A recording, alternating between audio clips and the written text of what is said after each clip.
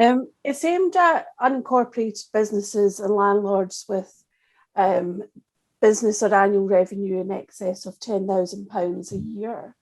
And currently they are reporting that income to the tax authorities annually via a self-assessment tax return. However, from April 2024, with the advent of Making Tax Digital, they'll be required to report the income or the turnover quarterly using Making Tax Digital MTD compliant software. The recent delay that was announced to the changes means that for partnerships, they in fact have another year's reprieve and won't be affected until April 2025, whereas most businesses and landlords will be affected from April 2024. That delay will allow businesses the opportunity to consider the administrative options and software, etc., available to them, and understand when they are required to join the scheme. The original proposed MTD timescale would have seen potentially a significant increase in tax bills over a 5-year period with effect from 2022/23 tax year. This is mainly due to the acceleration of tax on profits for those businesses which had an accounting year which doesn't currently align with the fiscal year. So if your accounting year ends something other than 31st of March, 5th of April, then there were proposals to align accounting periods with the fiscal year to fit with Making Tax Digital systems.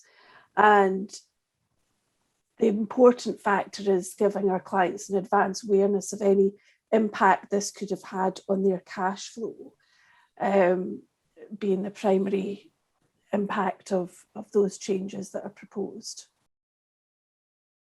I think here it's important to highlight what HMRC's press release has been.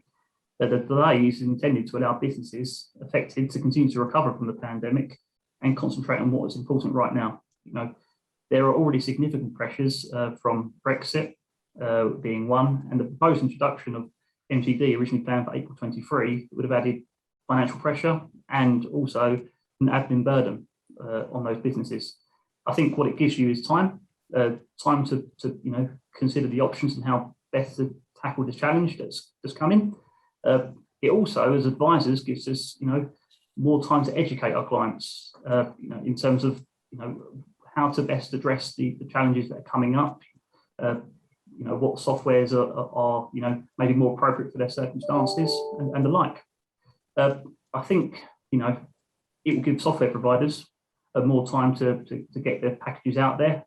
I read earlier on today there's only 7 compliant pieces of software at the moment. That will no doubt expand over time.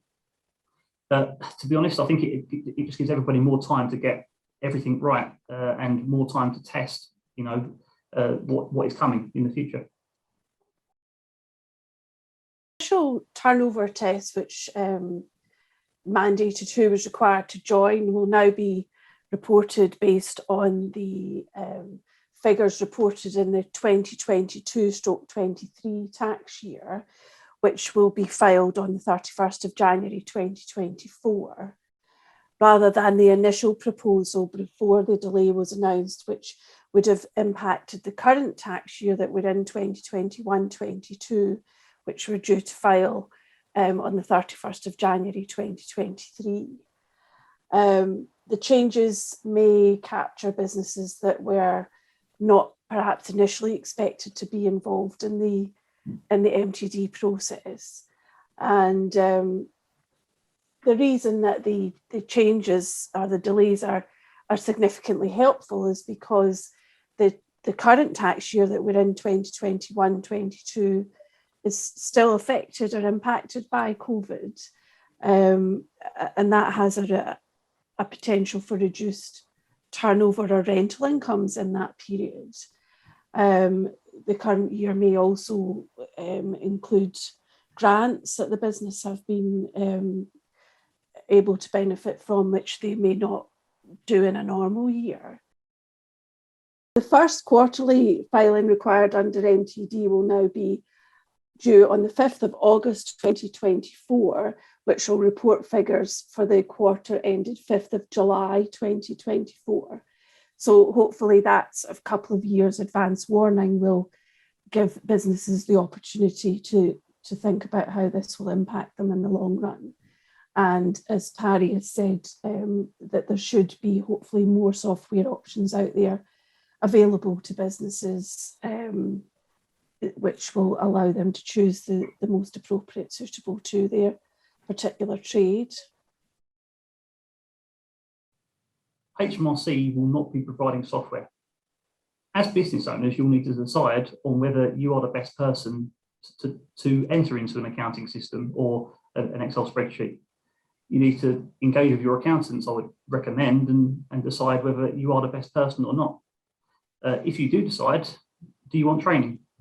Something that we can provide here at Price Bailey, and we did when MTD for VAT was put in place. With all of the above, I think one thing you do need to consider is cost. There will be some cheaper alternatives out there when they are released. Will that be the most appropriate for your business? And also you need to consider how involved your accountant will be and the costs involved. I think another consideration is how much time and effort you're going to have to put in yourself in achieving, MTD compliance. Again, these are conversations that you should be having with your accountant and Price Bailey. I think Price Bailey's role primarily is highlighting and alerting clients to this timescale that the changes that MTD will have upon them individually.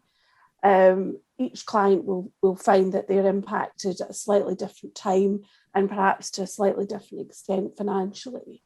So it's making sure that they have plenty of time to prepare, to feel in control of this change to MTD rather than just reacting to it or feeling like they're in the dark. And as long as they know when they'll be impacted and can prepare for any cash flow issues that they might have as a result of the change, then this should hopefully make the process a lot smoother for our clients. I think, Parry, you're probably able to talk about some of the other areas that clients could think about. Yeah, sure, Joe. I mean, one thing that Price Bailey has a wealth of experience on is guiding our clients onto MTD compliant software. We've gone through the first phases of MTD for VAT, which we helped our clients achieve. And what we can do is we can provide training on the pieces of software that our clients may use. We can help them decide what piece of software is appropriate given their circumstances. We can even make the bookkeeping entries for them into their cloud accounting system or whatever their software of choice is.